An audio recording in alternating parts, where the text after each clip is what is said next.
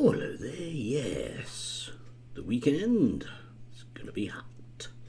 Yes, indeed. Anyway, today I thought we'd have a bit of a dive into the latest New Culture Forum video.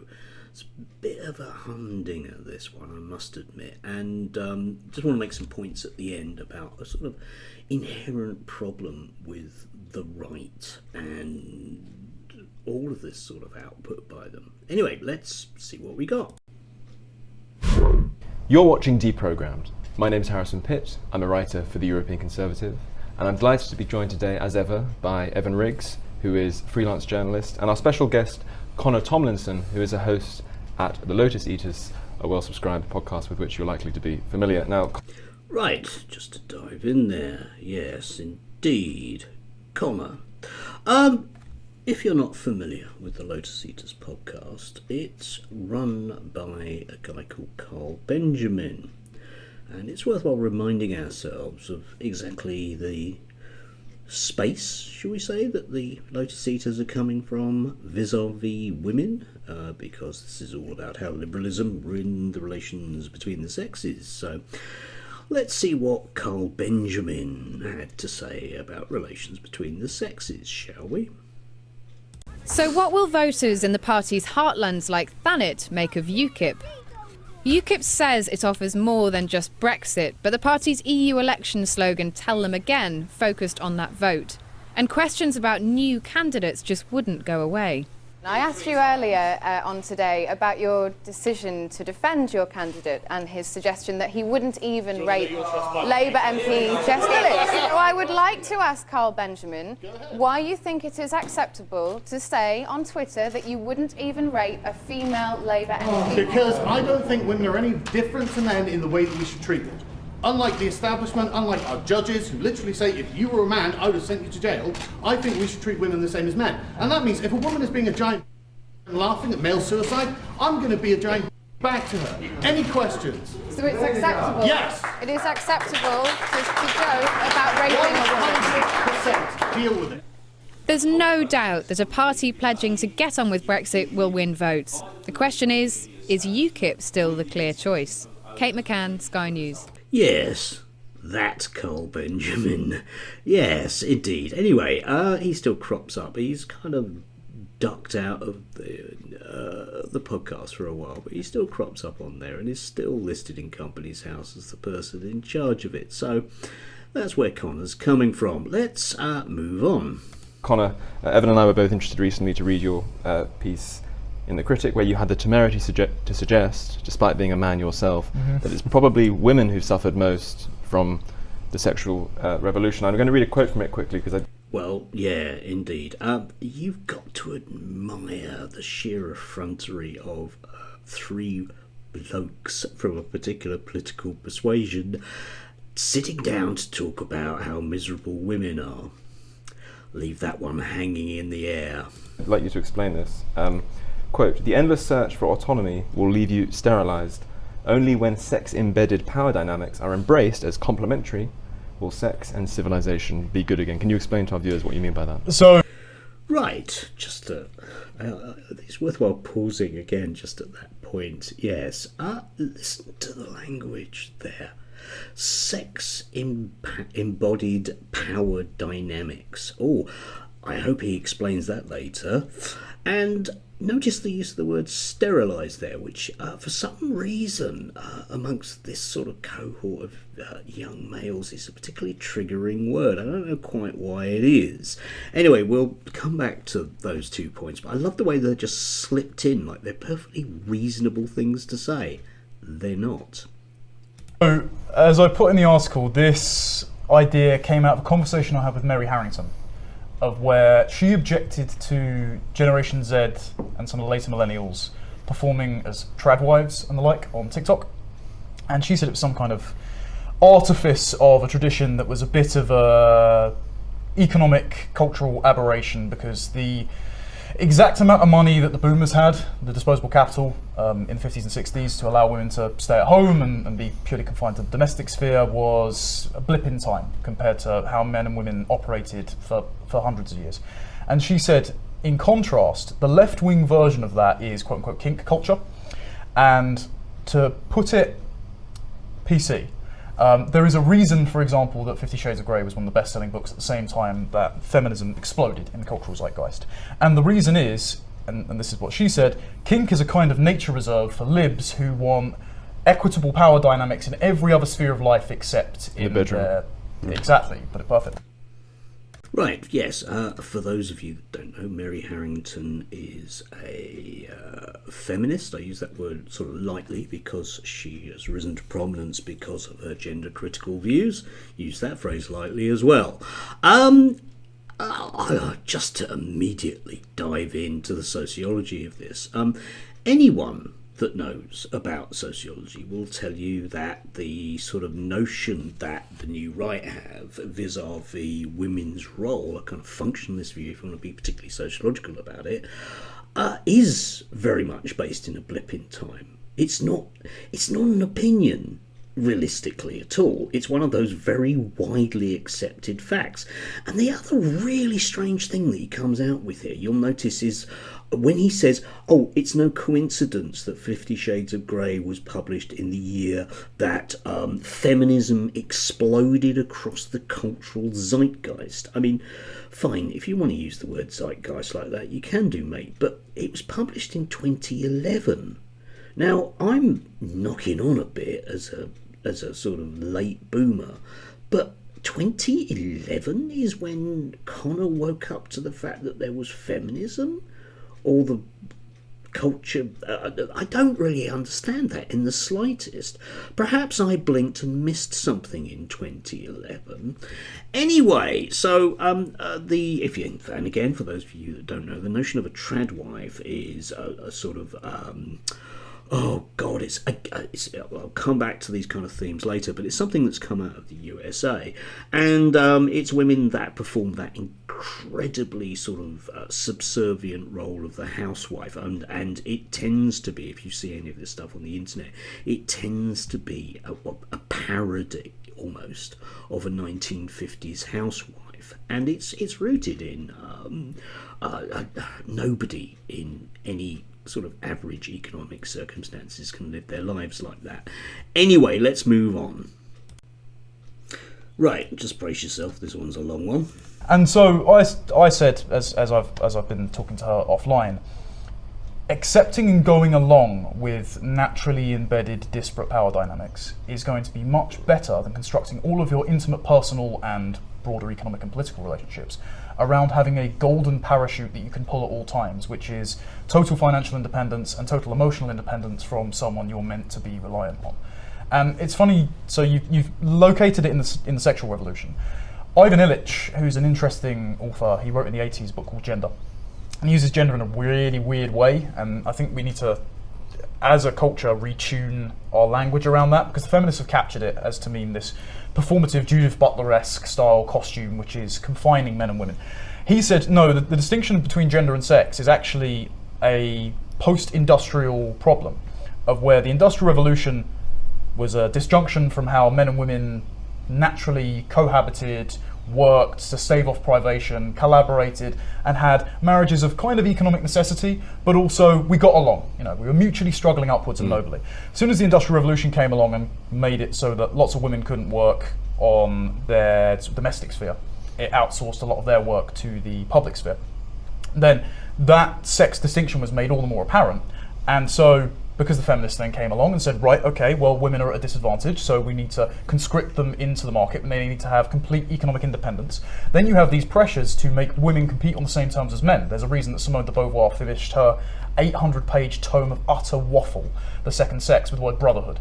And it's because technologically, culturally, we needed to level out women's reproductive capacity, their personal interests. You need to propagandize out of them women's personalities in order so that they can compete for the same resources in the market as men on the same terms as men. And what that's led to is men and women being at each other's throats for the last 50 odd years, and people being so completely dissatisfied that now women are turning around and going, well, where are all the good men gone? And 50.2% of women, I think it was reported in The Guardian last year, have no children by the time they're 30. It's something that Stephen Shaw said, we're going to be facing the pandemic of unplanned childlessness of 800 million people by 2050 who wanted kids and didn't have them. And then on the flip side of that, 27% of men 18 to 30 report having no intimate partners in that time. So there's a giant crisis of millennial, Gen Z people who have been disserved by the industrial and sexual revolutions, who are saying, well, all I wanted was 100 years ago I would have had a family and a house. I mean, I'm in this camp, and now what has sexual or political liberalism really done for me? How much of it? Right there, yes. I don't know. Often when I hear people speaking like this, you can think to yourself, well, mate, the answer is staring you in the face. You can see the direction of travel here, okay? You can see where he's coming with this. It's the fault of them feminists, isn't it? Yes. The reason why, and those stats that you quoted at the end, the reason why we're there is the economy, okay? It isn't,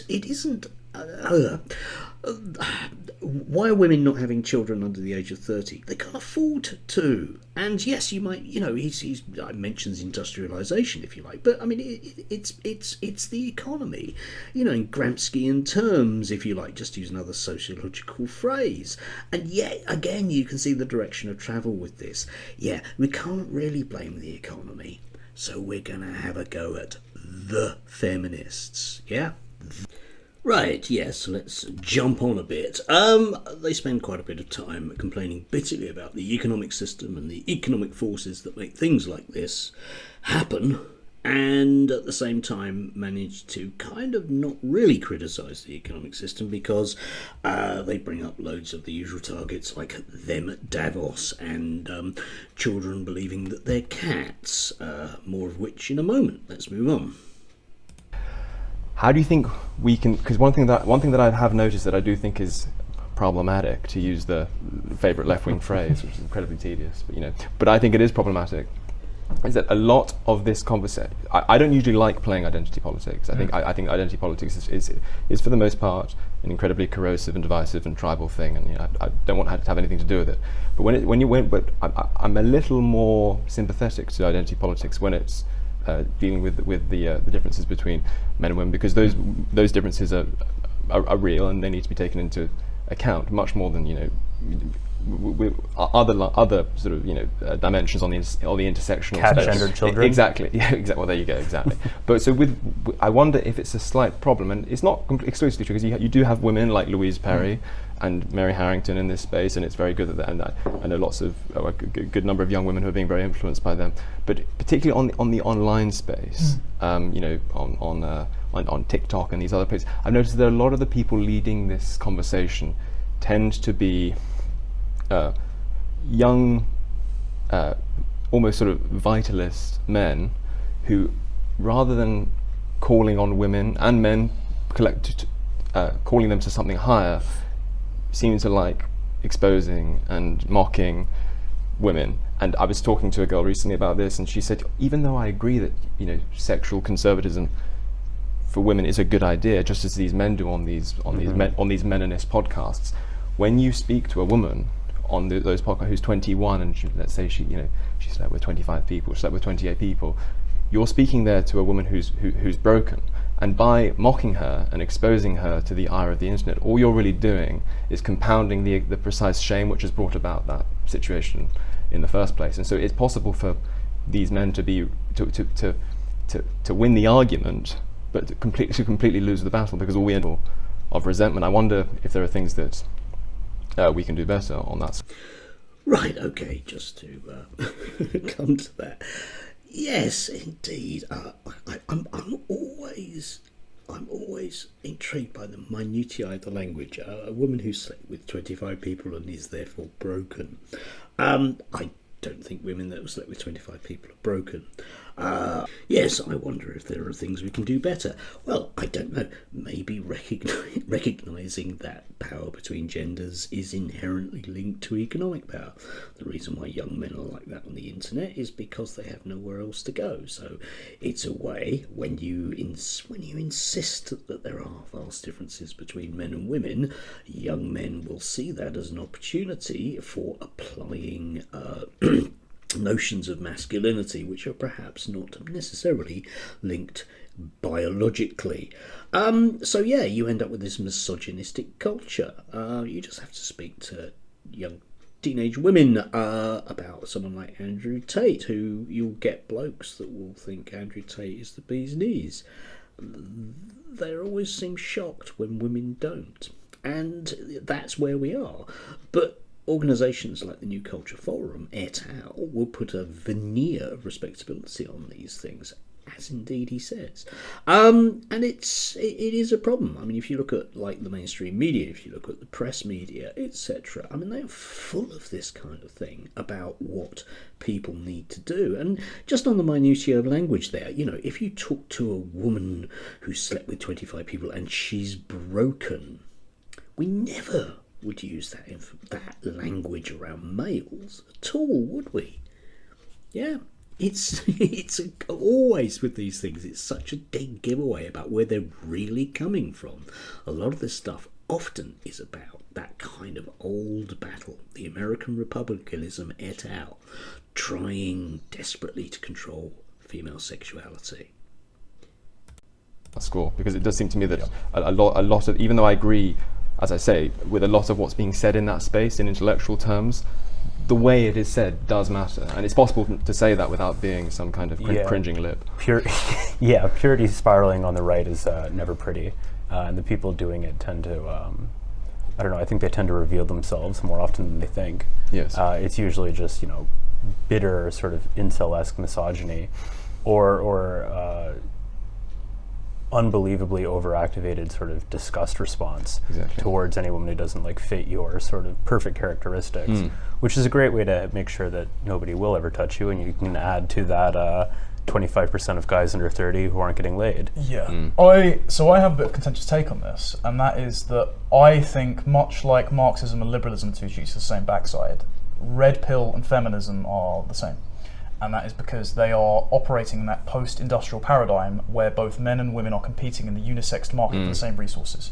They are naturally adversarial. If you look at most of red pill dating as, I resent this hypothetical, abstract, platonic form of the Jezebel woman, if you understand that as them being proximate to a kind of resentment, it all begins to make sense.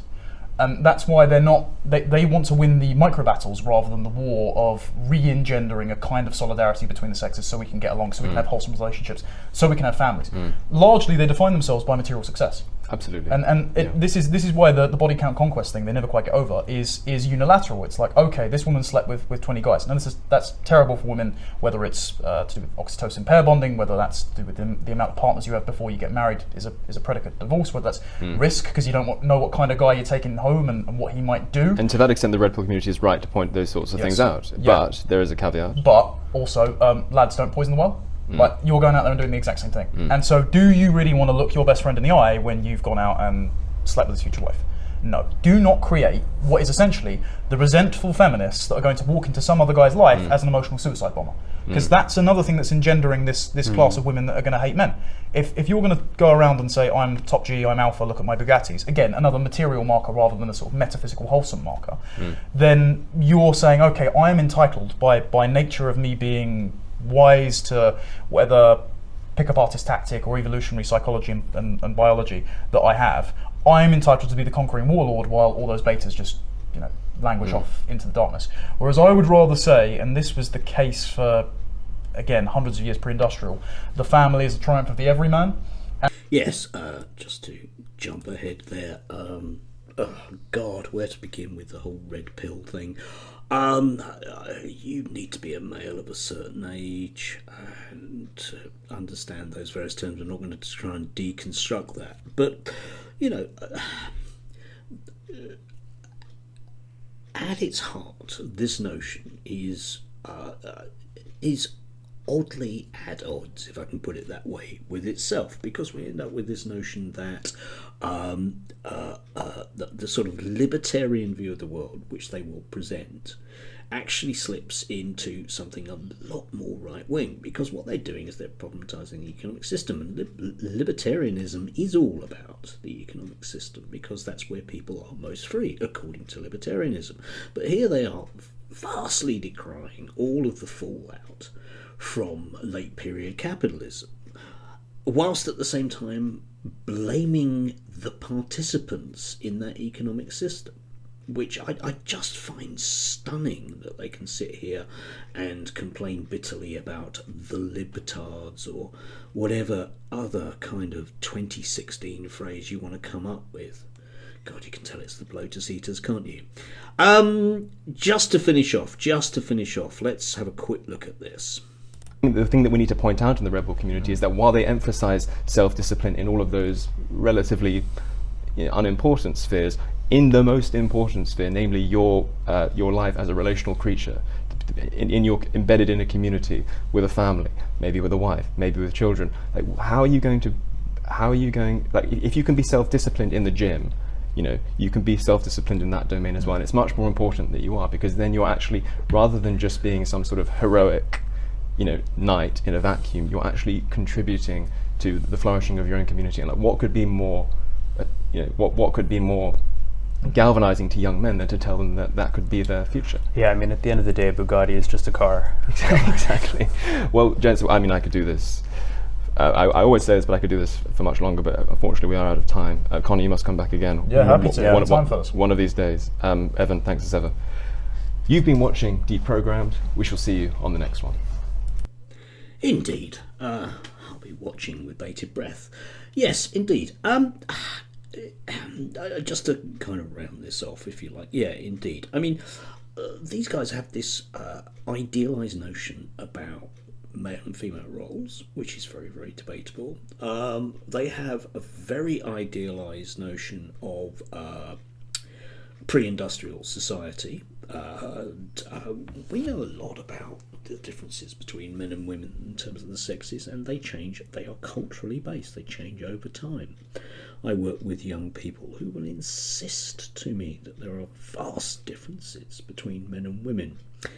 In my life, I've not tended to see them, other than statistically, men tend to be taller and stronger. But anyway, moving on from that, to decry the economic system is absolutely fine.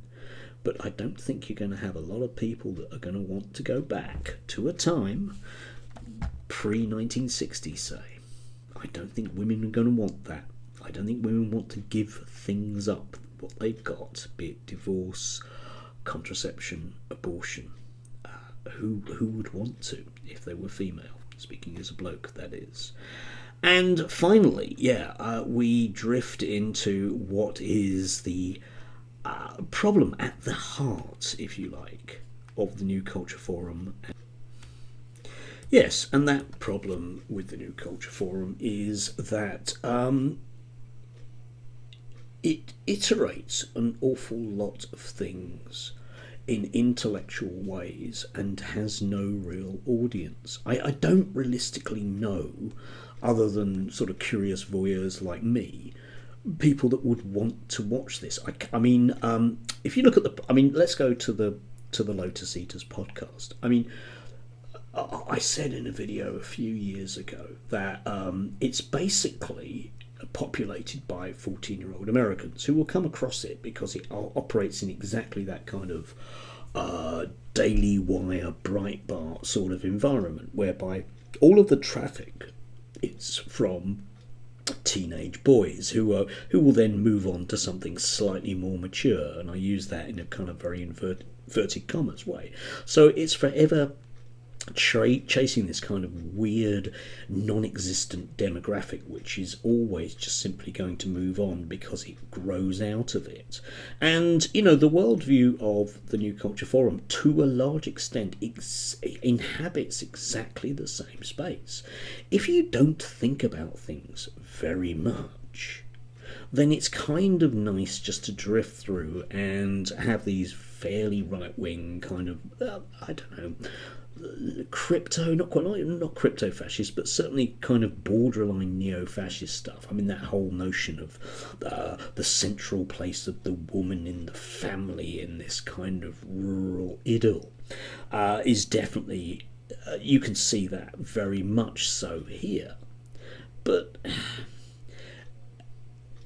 you can apply an intellectual gloss to those things, but it's only a gloss because it's so easy to simply pick it apart. Yeah? If you don't like the economic system, change the economic system. But those forces are still going to be there, aren't they?